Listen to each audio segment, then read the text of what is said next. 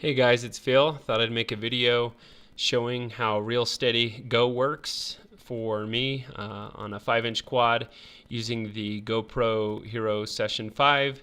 I know that it's on the compatibility list, but some people have been having problems with it with the hard mount. So I used a soft mount here. I'll put a link in the description for the Thingiverse to get it printed it out in TPU.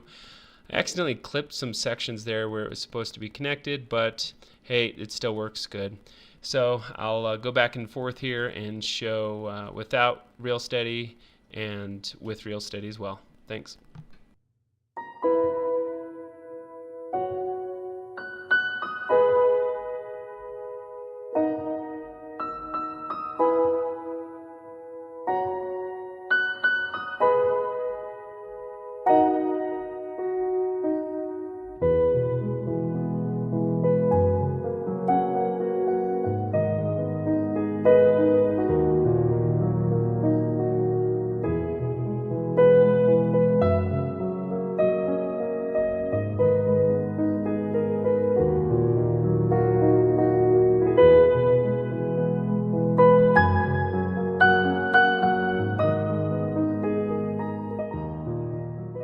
And here we go with Reelsteady on.